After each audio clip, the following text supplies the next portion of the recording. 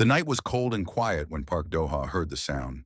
It came from the sky like thunder, but it was not thunder.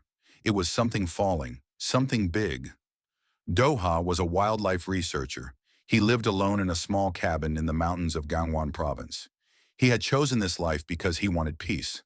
He wanted to be away from people, away from the noise of the city, away from the memories that hurt him. His younger sister had died 3 years ago from a sickness that no doctor could cure. After that, Doha could not stay in the city anymore. The mountains became his home. He grabbed his flashlight and his thick jacket. The autumn air was sharp against his face as he walked into the forest. The trees stood tall and dark around him. He followed the direction of the sound, climbing over rocks and pushing through bushes. After 20 minutes, he saw light through the trees. It was not fire. It was something else. Something blue and soft, like moonlight trapped in glass. Doha stopped at the edge of a small clearing. His breath caught in his chest. A ship sat in the middle of the clearing. It was not like any airplane or helicopter he had ever seen. It was smooth and curved, made of a dark metal that seemed to drink in the light. Parts of it were broken. Smoke rose from cracks in its surface. The blue light came from inside, glowing through a shattered window. Doha stood there for a long time. His mind told him to run. His heart told him to stay. Someone might be hurt inside. He walked toward the ship slowly. His boots crunched on the broken branches scattered across the ground. When he reached the ship, he found an opening where part of the wall had torn away. He climbed inside. The inside of the ship was strange and beautiful. The walls were smooth, covered in symbols he could not read. Small lights blinked in patterns he did not understand. And there, lying on the floor in a pool of blue light, was a woman. She was not human. Her skin was pale violet, like the color of lavender flowers. Her hair was silver and seemed to glow faintly, even in the dim light. She wore clothes that looked like armor, but softer, made of materials Doha had never seen. Her eyes were closed. A dark liquid that might have been blood ran down the side of her face. Doha knelt beside her. He did not know what to do. He did not know if she was dangerous. He did not know if touching her would hurt her more, but she was breathing. He could see her chest rising and falling slowly. She was alive. He made a decision. Doha carried her out of the ship. She was lighter than he expected, as if her bones were made of something different than human bones. He wrapped her in his jacket and began the long walk back to his cabin. His arms burned with the effort. His legs grew tired, but he did not stop. When he reached the cabin, he laid her on his bed. He cleaned the wound on her head as gently as he could. The dark blood was warm, like human blood, but it smelled different, like metal and flowers mixed together. He bandaged her head with the simple first aid supplies he had. Then he sat in a chair beside the bed and watched her. She slept for 3 days. Doha did not leave her side except to eat and use the bathroom. He checked her breathing. He changed her bandages. He talked to her sometimes, even though she could not hear him. He told her about the mountains. He told her about the deer that came to drink from the stream near his cabin. He told her that she was safe. On the 3rd day, she opened her eyes. Her eyes were gold. Not yellow, but true gold, like coins left in sunlight. They were beautiful and frightening at the same time. She looked at Doha, and in that moment, he saw fear in her face. Fear and anger and something else. Something like despair. She tried to sit up, but she was too weak.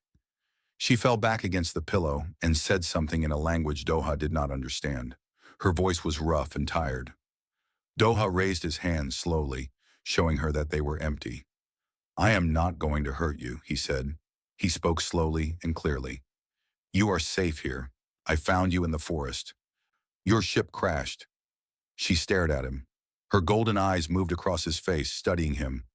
Then she spoke again, and this time something strange happened. The words seemed to shift in the air. At first they were sounds he did not know. Then slowly they became words he could understand. "Where am I?" she asked. Her accent was strange, but the words were clear. "Earth," Doha said. "You are on a planet called Earth, in a country called Korea." The woman closed her eyes. Her face twisted with pain, but Doha did not think it was physical pain. It was something deeper, something in her heart. "I know of this world," she said quietly. "A small planet. far from the center of things. She opened her eyes again and looked at him. Why did you help me?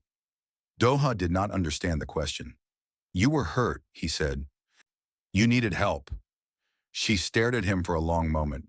Then she laughed, but it was not a happy laugh. It was bitter and tired. On my world, she said, no one helps anyone without wanting something in return. Doha stood up and walked to his small kitchen. He came back with a bowl of soup he had made that morning. Simple soup with vegetables and rice. He held it out to her. You should eat, he said. You need your strength. She looked at the soup, then at him. Slowly, carefully, she took the bowl.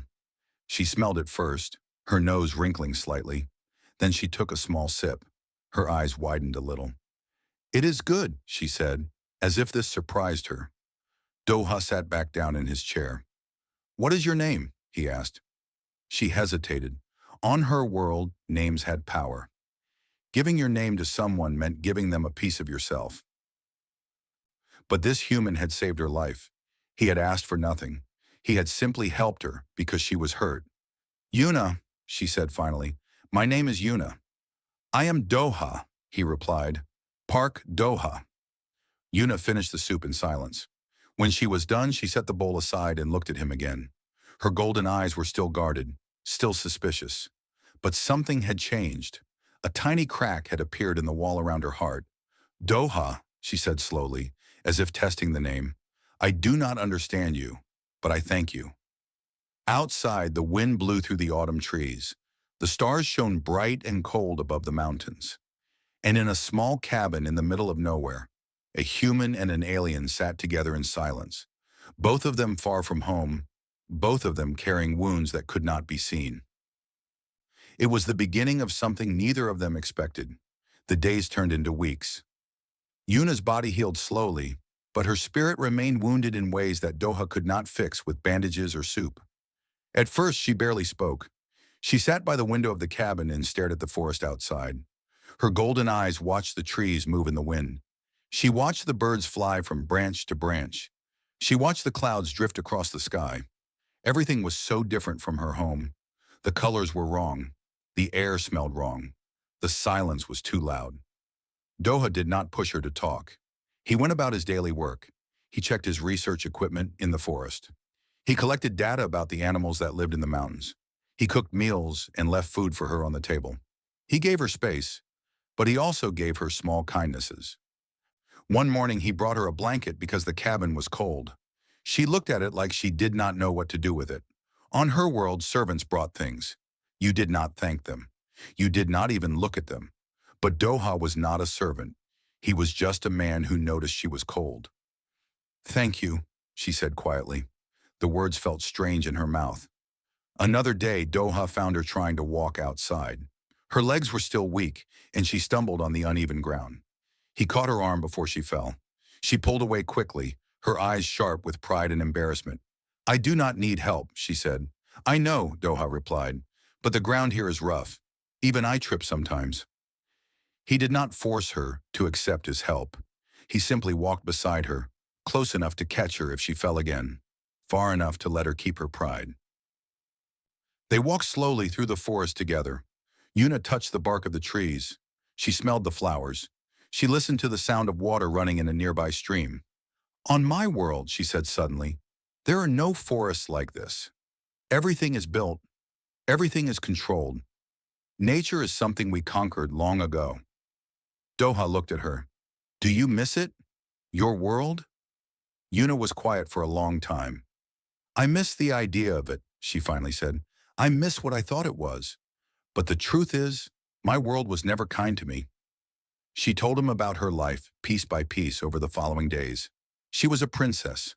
Her mother was the queen of the Valanthi Empire, a civilization that ruled over many star systems. But being a princess did not mean being loved. It meant being a tool. It meant being watched every moment. It meant trusting no one. Her aunt had wanted the throne. She had spread lies about Yuna. She had turned the court against her. And when the queen grew sick, the aunt made her move. She arranged for Yuna to be sent away on a ship that was supposed to malfunction.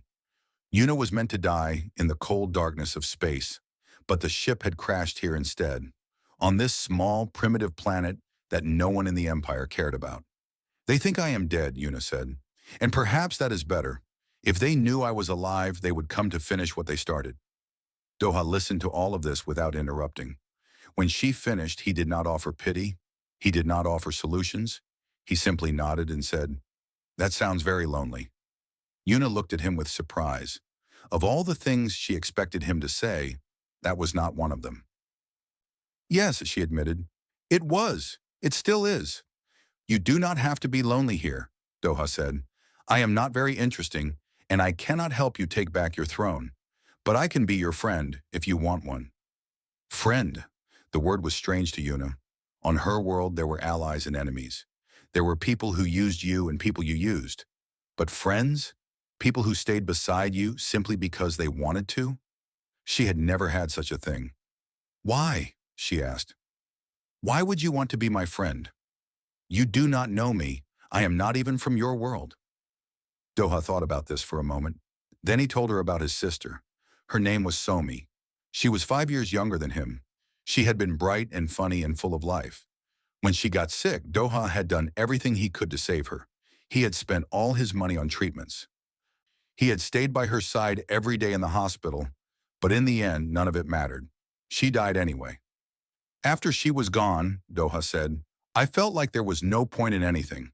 I came to these mountains because I wanted to disappear. I thought if I was alone, the pain would stop. He paused. But it did not stop. It just got quieter. And I learned that being alone does not heal you. It just makes you forget how to connect with others. He looked at Yuna. When I found you in that ship, hurt and alone, I thought about Somi. I could not save her, but maybe I could help you. Maybe that would mean something. Yuna felt something crack inside her chest. Not a painful crack. Something softer, like ice beginning to melt. You are a strange human, Park Doha, she said. I have been told that before, he replied. And for the first time, she saw him smile. The weeks continued to pass. Yuna grew stronger. She helped Doha with his work sometimes, learning about the animals and plants of this world. She found that she liked the quiet rhythm of his life. Wake up, eat, walk in the forest, watch the sunset, talk about small things, sleep. On her world, every moment had been filled with scheming and fear. Here there was nothing to fear. There was only the forest and the cabin and Doha, who asked for nothing and gave everything. One evening they sat together outside the cabin, watching the stars appear in the sky. Yuna pointed upward. That direction, she said, very far away. That is where my home is. Doha looked at the stars. They seemed so small and cold from here. Do you want to go back? He asked. Yuna did not answer for a long time. She thought about the palace with its cold halls. She thought about her mother who had always been too busy with the empire to truly see her. She thought about the aunt who had tried to kill her. Then she thought about this cabin, this forest, this man who made soup and smiled softly and treated her like she was worth something. I do not know, she said honestly. I do not know what I want anymore. Doha nodded. That is okay, he said. You do not have to decide now. You can stay here as long as you need. Yuna looked at him. The starlight made his face look gentle and calm. He was not handsome in the way the nobles of her world were handsome. He was simple, ordinary. But there was something about him that made her feel safe, something that made her feel like she could finally breathe. Doha, she said quietly. Yes? Thank you. For everything. He did not say anything. He just smiled and looked back at the stars. And they sat there together, two people from different worlds, finding comfort in each other's silence. Yuna did not know what the future would bring, but for the first time in her life, she was not afraid of it. 3 months had passed since Yuna crashed on Earth. The autumn had turned to winter.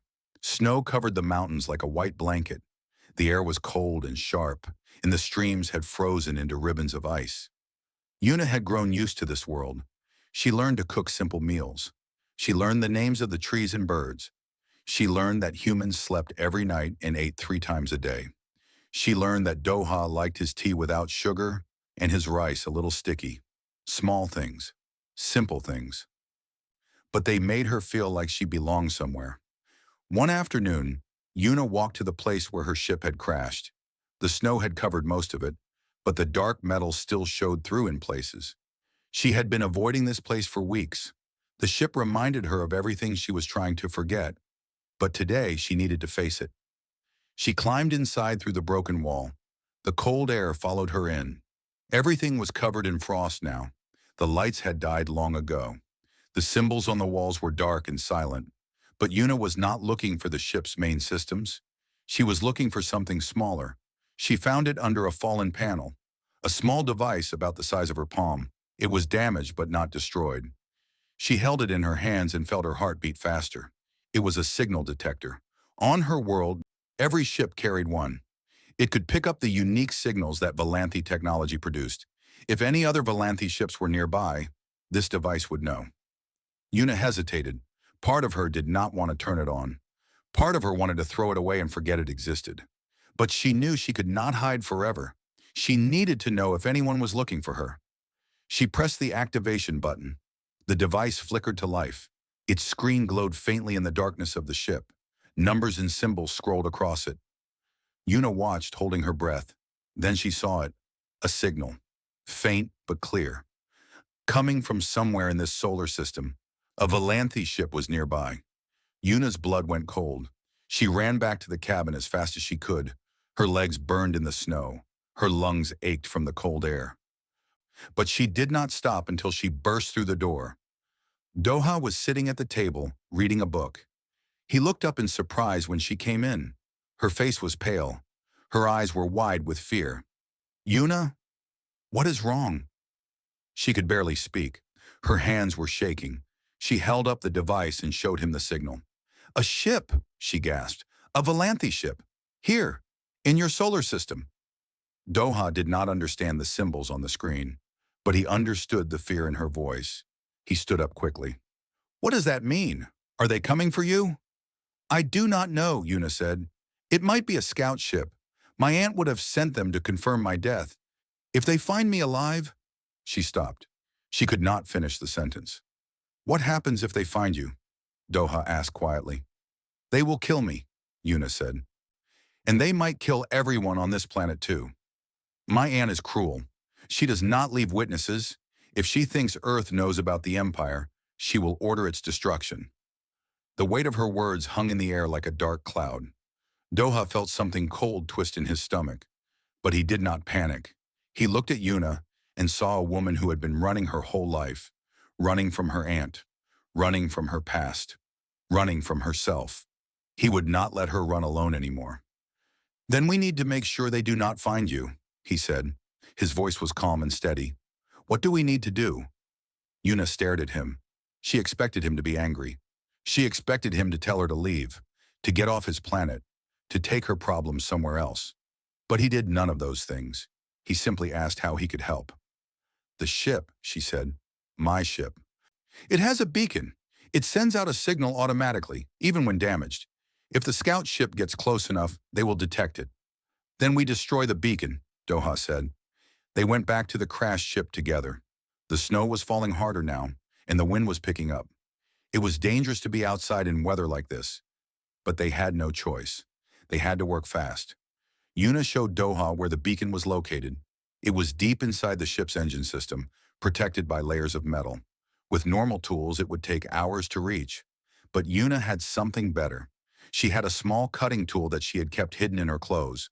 It was meant for emergencies. This was definitely an emergency. She cut through the metal while Doha held a light for her. His hands were shaking from the cold, but he did not complain. He just stood there, steady and patient, helping her in any way he could. After an hour of work, they reached the beacon. It was a small box, no bigger than a book, glowing with a soft blue light. Yuna pulled it free and held it in her hands. "If I destroy this," she said, "they will never find me. But I will also lose my last connection to my people. I will truly be alone." Doha looked at her. "You are not alone," he said simply. Yuna felt tears form in her eyes. She had not cried in years. On her world, crying was weakness. But here, in this frozen forest, with this human who had given her everything and asked for nothing, she could not hold back anymore.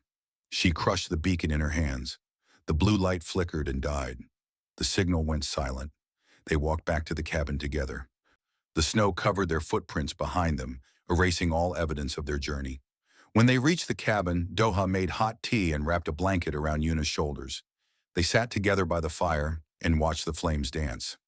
"Thank you," Yuna whispered. "For what?" Doha asked. "For not leaving me. For standing beside me." Doha shook his head. "I did not do anything special. I just helped you because you needed help." But Yuna knew it was more than that. On her world, everyone had abandoned her when things got dangerous. Her mother had let her be sent away. Her friends in the court had turned their backs. Her guards had followed orders to put her on that doomed ship. No one had ever stayed. But this human, this simple man who studied birds and cooked soup, had risked his life for her without hesitation. He had stood in the cold with nothing but his hands and his heart, ready to face whatever came. That night, Yuna lay awake in her bed and listened to the wind howl outside. She thought about the scout ship somewhere in the darkness of space. She thought about her aunt, sitting on a stolen throne. She thought about her mother, sick and alone in the palace. And she thought about Doha, sleeping peacefully in the next room, as if the universe was not filled with danger and pain. Something had changed inside her that night. The wall around her heart had cracked open even more. And through that crack, something warm had begun to grow. Something she had never felt before. She did not have a name for it yet, but she knew it was precious, and she knew she would protect it with everything she had. Winter wrapped the mountains in silence. The snow fell softly every day, covering the world in white. The streams were frozen. The birds were gone. Even the wind seemed quieter, as if the whole forest was sleeping. Inside the small cabin, life continued in its gentle rhythm. Doha and Yuna had fallen into a comfortable routine. In the mornings, they ate breakfast together. Doha had taught Yuna how to make simple Korean dishes. Her favorite was hotdok, the sweet pancakes filled with brown sugar and cinnamon. She burned them the first few times, but she kept trying until she got them right. In the afternoons, they read books or talked. Yuna taught Doha some words in her language. The sounds were difficult for human mouths, but he tried his best. She laughed at his pronunciation, and the sound of her laughter filled the cabin like music. In the evenings, they cooked dinner together, kimchi jjigae, japchae, simple foods that tasted like home to Doha and like comfort to Yuna. After dinner, they sat by the fire and watched the flames. Sometimes they talked. Sometimes they just enjoyed the silence. One evening, as the fire crackled and the snow fell outside, Yuna said something that surprised Doha. "I could have contacted my people months ago." Doha looked at her. She was staring into the fire, her golden eyes reflecting the dancing flames. Her voice was quiet, almost a whisper. "What do you mean?" he asked. Yuna pulled something from her pocket. It was a small device, similar to the signal detector, but different. More complex, more powerful. "This is a long-range communicator," she said. "It was damaged in the crash, but not destroyed. With the parts from my ship, I could have repaired it. I could have sent a message to the resistance in my empire. There are people who are still loyal to my mother. They would have come for me." Doha felt something tighten in his chest. "Why did you not do it?" Yuna was quiet for a long moment. The fire popped and hissed. Outside, the wind blew softly against the windows. "Because I was scared," she finally admitted. "Not of my aunt, not of dying. I was scared of going back to a world that never wanted me. I was scared of leaving this place." She paused. "I was scared of leaving you." Doha did not know what to say. He looked at this woman who had come from the stars, who had seen things he could not imagine, who had power and technology beyond his understanding. And she was scared, just like him, just like anyone. "Yuna," he said slowly, "you do not have to go anywhere you do not want to go. You can stay here forever if you want. I will not ask you to leave." Yuna shook her head. Tears were forming in her eyes again. "That is the problem," she said. "I want to stay. I want to stay more than anything, but I cannot." She stood up and walked to the window. The snow was falling heavily now, white against the black night. She pressed her hand against the cold glass. "My mother is dying," she said. "My aunt is poisoning her slowly. The empire is suffering under her rule. She is cruel and greedy. She cares nothing for the people, and I am the only one who can stop her." She turned to face Doha. Her golden eyes were bright with tears, but her voice was strong. I am the legitimate heir to the throne. If I return, I can challenge my aunt's claim. I can gather the resistance. I can save my mother and my people. But if I stay here, hiding, pretending none of it exists, then I am no better than the coward my aunt says I am. Doha stood up and walked to her.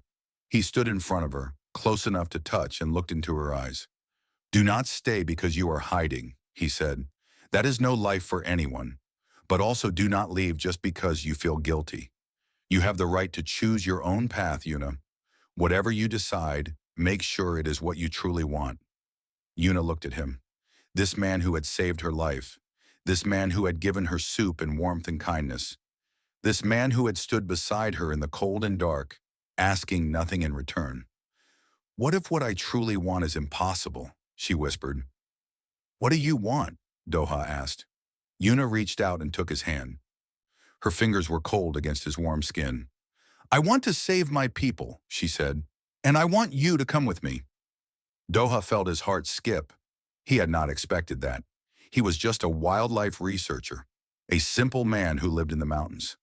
What could he possibly do in an empire among the stars? I am no soldier, he said. I am not a diplomat or a politician. I do not know how to fight or scheme. I would be useless in your world. Yuna squeezed his hand. You would not be useless. You would be with me, and that is all I need. She stepped closer to him. Their faces were inches apart.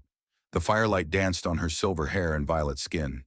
On my world, she said, I had everything except someone who truly cared about me.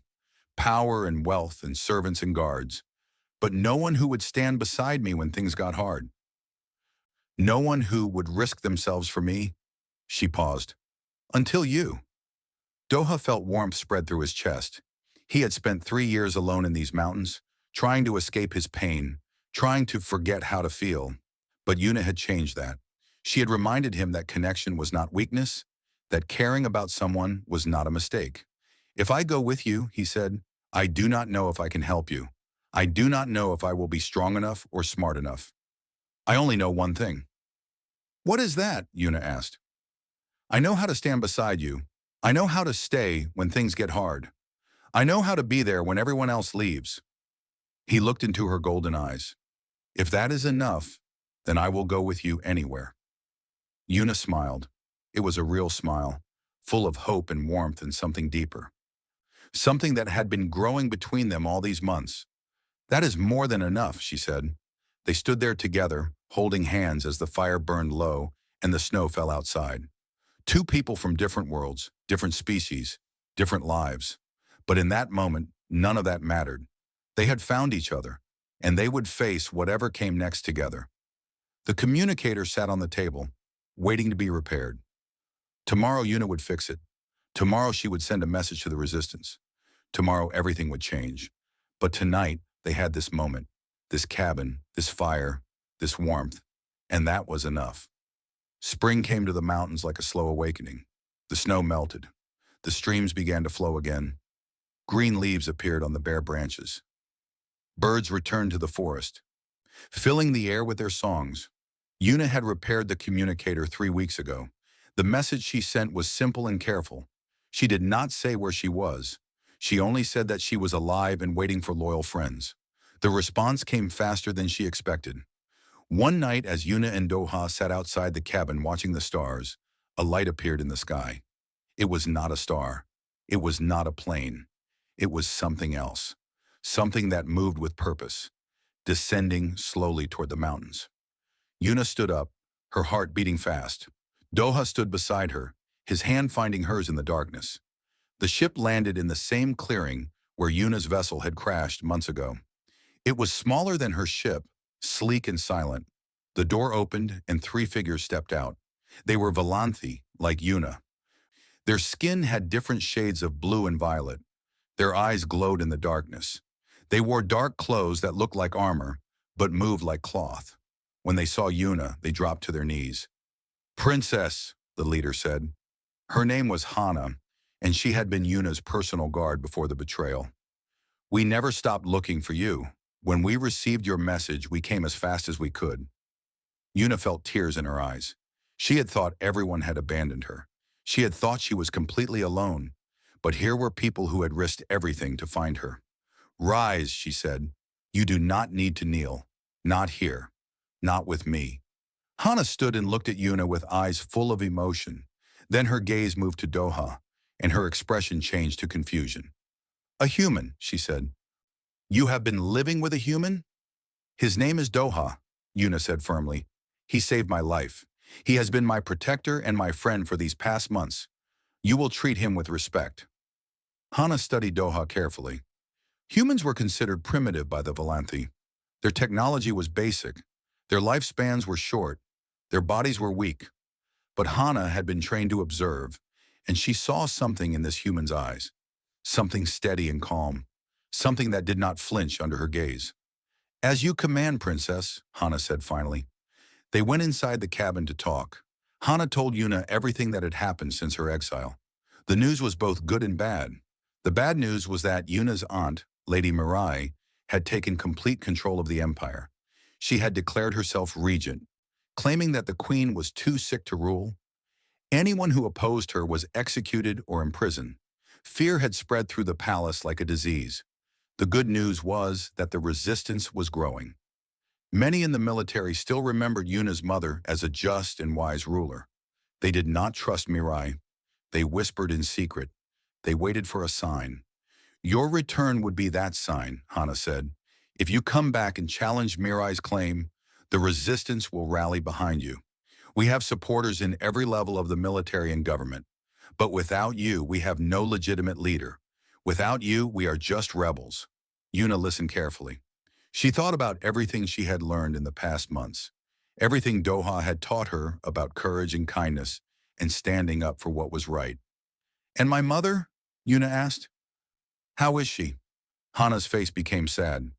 "The queen is very weak. The poison works slowly, but it is working. The doctors say she has perhaps 2 or 3 months left. Maybe less." Yuna closed her eyes. She had always had a complicated relationship with her mother. The queen had been distant and cold, always focused on the empire rather than her daughter. But she was still Yuna's mother. The thought of losing her forever was like a knife in Yuna's heart. "I will return," Yuna said. "I will face Mirai and take back what is mine." Hana nodded with relief. "We can leave tonight. The sooner we return, the better." Yuna turned to Doha. He had been sitting quietly, listening to everything. His face was calm, but she could see the thoughts moving behind his eyes. "Doha," she said, "I know I asked you to come with me. But now that the moment is here, I want to give you a choice. This will be dangerous. You could die. You would be leaving everything you know for a world that will not welcome you." She paused. "I would understand if you chose to stay." Doha was quiet for a long moment. He looked around the cabin. This small home that had been his refuge for 3 years. The books on the shelf, the fire in the hearth, the window that looked out on the forest he loved. Then he looked at Yuna, at her silver hair and golden eyes, at the hope and fear on her face, at this woman who had crashed into his life and changed everything. "I told you once," he said, "that I know how to stand beside you. I know how to stay when things get hard." He stood up and walked to her. "That has not changed. I will go with you." Yuna felt her heart swell. She wanted to say so many things. She wanted to tell him how much he meant to her. She wanted to tell him that she loved him, even though she had never said those words to anyone before. But Hana was watching. The other guards were waiting. This was not the time for such words. Instead, Yuna simply nodded and said, "Thank you." They prepared to leave. Doha packed a small bag with a few things: clothes, a book, a photograph of his sister that he kept by his bed. He looked around the cabin one last time, saying goodbye to the life he was leaving behind. As they walked to the ship, Doha stopped and turned back to look at the forest. The trees stood tall and dark against the night sky. The stars shone above, cold and distant. Somewhere up there, in the vast emptiness of space, was a world he had never seen. A world that would test him in ways he could not imagine. "Are you ready?" Yuna asked softly. Doha took a deep breath. "No," he admitted, "but I do not think anyone is ever ready for something like this. You just do it anyway." Yuna smiled. "That is a very wise thing to say." "I learned it from someone special," Doha replied. They boarded the ship together. The door closed behind them. The engines hummed to life, and the ship lifted slowly into the air. Through the window, Doha watched the mountains grow smaller and smaller. The cabin became a tiny point of light in the darkness. Then the clouds surrounded them, and Earth disappeared from view. A few minutes later, they broke through the atmosphere and entered space. Doha had never seen anything so beautiful or so terrifying. The stars stretched out in every direction, infinite and cold. The blackness between them was deeper than anything he had ever known. Yuna sat beside him and took his hand. "This is just the beginning," she said. "From here, things will only get harder." Doha squeezed her hand. "I know," he said, "but we will face it together." The ship turned and accelerated toward the distant stars, toward an empire in chaos, toward a throne that waited to be claimed, toward a future that no one could predict. And in the silence of space, a human and a princess held hands and watched the universe unfold before them. The Volanthi homeworld was nothing like Doha had imagined. It was both more beautiful and more frightening than anything in his dreams. The ship descended through clouds of purple and gold. Below them, vast cities floated in the sky, held up by technology Doha could not understand. Towers of crystal and metal reached toward the heavens. Rivers of light flowed between buildings. Ships of all sizes moved through the air like fish in an endless ocean. And beyond the cities, far below, there was an ocean that glowed with soft blue light. Bioluminescent creatures swam beneath the surface, making the whole sea shine like a living thing. "Welcome to Volantha," Yuna said quietly. "My home." Doha could barely find words. "It is beautiful," he managed to say. "It is," Yuna agreed, "but beauty can hide many ugly things." They landed at a secret location outside the capital city. The resistance had prepared a safe house for them. Here, away from the eyes of Mirai's spies, Yuna could meet with her supporters and plan her return. Over the following weeks, many people came to see the princess. Generals who remembered her mother's wisdom, politicians who feared Mirai's cruelty, servants who had risked their lives to bring information about the palace. They all knelt before Yuna and pledged their loyalty, but they all looked at Doha with confusion and sometimes disgust. "Why did you bring a human?" one general asked. His name was Taiwan, and he had served the royal family for 50 years. "They are primitive creatures. They live barely 100 years. They have no technology, no power, no value. This one will only slow us down." Doha stood in the corner of the room listening. He had expected this. Yuna had warned him that her people would not accept him easily, but hearing the words still hurt. Yuna's voice was cold and sharp. "This human saved my life. He stood beside me when I had nothing. He gave me food and shelter and kindness when everyone else wanted me dead. You will not speak of him that way." Taewon looked surprised by her anger. He bowed his head. "Forgive me, princess. I meant no offense. I only think of what is practical." "What is practical," Yuna said, "is having people you can trust, and I trust Doha more than anyone in this room." After that, no one openly insulted Doha again, but they still watched him with suspicious eyes. They still whispered when he walked past. They still treated him like something strange and unwelcome. Doha did not fight back. He did not argue or complain. He simply went about his days doing whatever he could to help. He carried supplies, he cleaned weapons, he helped the servants prepare food. He treated everyone the same way, whether they were generals or cleaners, nobles or common soldiers. At first, people found this confusing. On Valantha, society was built on hierarchy. You treated your superiors with respect and your inferiors with distance. You did not speak kindly to servants or help with tasks below your station. But this human did all of these things without hesitation. Slowly, something began to change. The servants started to smile when Doha entered a room. The soldiers began to nod at him in greeting. Even some of the politicians who had looked at him with open contempt began to treat him with grudging respect. "The human is strange," one servant whispered to another, "but he is kind. He remembers our names. He thanks us for our work. None of the nobles do that." "Perhaps humans are not as primitive as we thought," the other servant replied. These small changes did not go unnoticed by the resistance leaders. They began to see what Yuna had seen all along. Doha was not powerful or important. He had no special abilities or knowledge. But he had something that was rare in the Volanthi court. He had genuine kindness. 3 months after their arrival, the plan to confront Mirai was almost ready. They had gathered enough support in the military. They had found evidence of Mirai's crimes. They had arranged for Yuna to appear before the High Council and challenge her aunt's claim to the regency. The night before the confrontation, Doha could not sleep. He walked through the halls of the safe house, looking at the stars through the windows. They were different here. Different patterns, different colors. But they were still stars. Yuna found him there, standing alone in the darkness. "You cannot sleep either," she said. "No," Doha admitted.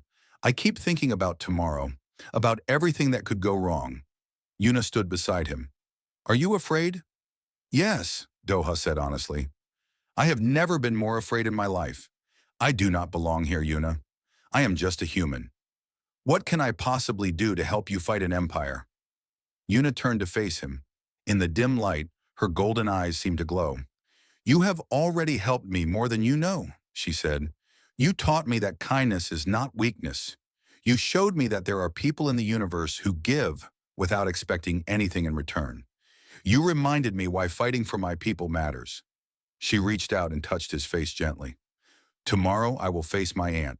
I will fight for my throne. And whatever happens, I want you to know that I am grateful. For everything." Doha felt his heart ache. He wanted to protect her from everything that was coming. He wanted to shield her from the danger and the pain and the fear. But he knew he could not. All he could do was stand beside her. "I will be there," he said. "No matter what happens, I will be there."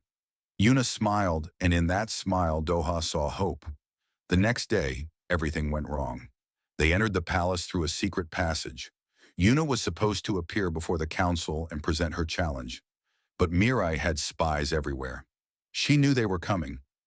Guards surrounded them in the throne room. Mirai sat on the throne, smiling like a snake. "Did you think you could surprise me?" she said. "I have eyes in every shadow." The fighting was brief and brutal. The resistance soldiers tried to defend Yuna, but they were outnumbered. Yuna herself fought with a skill Doha had never seen before, taking down enemy after enemy with elegant movements. But then Doha saw something. A guard behind Yuna, raising a blade. Moving silently, aiming for her back. Doha did not think. He did not plan. He simply moved. He threw himself between Yuna and the blade. The pain was like fire. The blade went through his shoulder and came out the other side. He fell to the ground, blood spreading across the marble floor. Yuna screamed.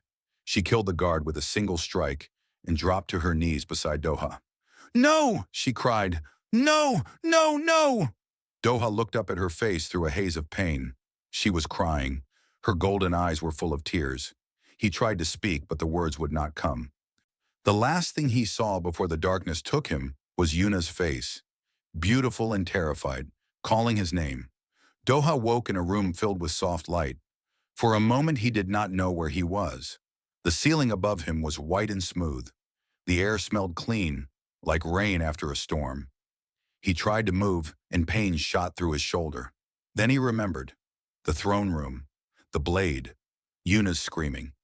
He tried to sit up, but a gentle hand pressed him back down. "Do not move," a voice said. "You are still healing." Doha turned his head and saw Yuna sitting beside his bed. Her silver hair was tied back. Her face looked tired, but her golden eyes were bright with relief. "You are alive," she whispered. "I was so scared. The doctors said the blade missed your heart by less than a finger's width. If it had been any closer—" She stopped, unable to finish the sentence. Doha reached out with his good hand and took hers. "I am here," he said. "I am still here." Yuna gripped his hand tightly. Tears ran down her cheeks. "Why did you do it? Why did you throw yourself in front of that blade? You could have died." Doha thought about the question. He thought about the moment when he saw the guard behind her. He thought about the choice he made in that split second. "Because you matter," he said simply. "Not the crown, not the empire. You. I could not let you die. Not when I could stop it." Yuna leaned forward and rested her forehead against his. They stayed like that for a long moment, breathing together, feeling each other's warmth. "I love you," Yuna whispered. "I have never said those words to anyone before, but I love you. Park Doha, I love you more than I thought it was possible to love anyone. Doha smiled despite the pain. I love you too, he said. I think I have loved you since that first night, when you opened your golden eyes and looked at me like I was the strangest thing you had ever seen. Yuna laughed through her tears. It was a beautiful sound. Over the following days, Doha learned what had happened after he fell. The sight of a human throwing himself in front of a blade to save the princess had shocked everyone in the throne room. Even the enemy soldiers had hesitated. In that moment of hesitation, reinforcements arrived. General Taewon, the man who had once called Doha primitive and worthless, led a company of soldiers into the throne room. The battle turned. Mirai's forces were defeated. Mirai herself was captured as she tried to escape. She was brought before Yuna in chains, and for the first time Yuna saw fear in her aunt's eyes. "What will you do with me?" Mirai asked. Her voice was still proud, but there was a tremor in it. Yuna looked at her aunt for a long moment. She thought about all the pain this woman had caused, the exile, the poison, the suffering of an entire empire. Part of her wanted revenge. Part of her wanted to make Mirai feel every bit of the pain she had inflicted on others. But then she thought about Doha, about the lessons he had taught her without meaning to, about kindness and mercy and being better than the people who hurt you. "You will spend the rest of your life in prison," Yuna said. "You will have food and shelter and medical care. You will not be tortured or executed, but you will never see the outside world again. You will have plenty of time to think about what you have done." Mirai stared at her with disbelief. "Mercy? You show me mercy? After everything I did?" "I show you more than you deserve," Yuna replied. "Consider it a lesson in what true strength looks like." The queen, Yuna's mother, died 3 days later.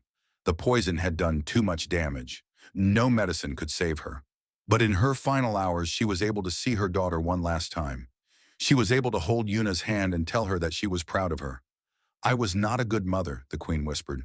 "I was too focused on the empire. I did not give you the love you deserved. But I see now what you have become. You are stronger and kinder than I ever was." "Mother," Yuna said, crying. The queen smiled weakly. "And that human, the one who saved you. He is special. Hold on to him. People like that are rare in any world." Those were her last words. Yuna was crowned Empress of the Valanthi Empire 1 month later. The ceremony was grand and beautiful, watched by billions of people across 1,000 worlds. She stood tall and proud, dressed in robes of silver and gold, as the ancient crown was placed upon her head. In her coronation speech, she spoke of a new era, an era of diplomacy instead of conquest, an era of alliances instead of enemies, an era of kindness instead of cruelty. "For too long," she said, "we believed that power came from fear. We believed that strength meant crushing those weaker than ourselves. But I have learned a different truth. I learned it from the most unlikely teacher, a human from a small planet called Earth." The crowd murmured with surprise. "He taught me that true strength is standing beside someone when things are hard. True power is giving without expecting anything in return. True courage is choosing kindness when cruelty would be easier." She paused and looked at the place where Doha stood, watching her with proud eyes. "Today I name Park Doha as my royal consort and first advisor to human Valanthi relations." Some of you may question this choice. Some of you may think humans are too primitive or too weak. But I tell you this, that man has more courage and more honor than anyone I have ever known. And the Empire will be lucky to have his guidance. There was silence. Then slowly applause began to spread through the crowd. It grew and grew until the whole chamber rang with the sound. Doha stood there, uncomfortable in his ceremonial robes, looking like the same quiet man who had once offered soup to a stranger in a mountain cabin. But now the galaxy knew his name. Now they knew what humans were capable of. Later that night, after the ceremony was over, Yuna and Doha stood together on a balcony overlooking the glowing ocean. The bioluminescent creatures made the water shine like liquid starlight. "Are you happy?" Yuna asked. Doha thought about the question. He thought about the small cabin in the mountains, the quiet life he had left behind, the sister he had lost, the pain he had carried for so long. "Yes," he said, "I think I am. For the first time in a very long time, I am happy." Yuna leaned against him. and he put his arm around her. They watched the ocean glow in the darkness. What do we do now? Doha asked. Yuna smiled. Now we build something better. Together. And they did. In the years that followed, the empire changed. New alliances were formed with planets that had been enemies for centuries. Trade routes were opened. Knowledge was shared. Earth, once an unknown world on the edge of the galaxy, became a valued partner of the Valanthi Empire. Doha never became a great warrior or a brilliant politician. He remained what he had always been, a quiet man who treated everyone with kindness and stood beside the people he loved. But his influence spread further than he ever knew. People saw how the Empress listened to him. They saw how she valued his counsel. And they began to wonder if maybe there was wisdom and gentleness after all. The galaxy learned a lesson in those years, a lesson about humanity. A lesson about what it means to be strong. Humans were not remarkable because of their technology. Their technology was simple. Humans were not remarkable because of their power. Their power was small.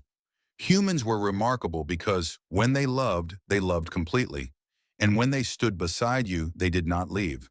That was their gift to the stars. And that was how a simple man from a small planet changed the fate of an empire, just by staying at the side of the woman he loved.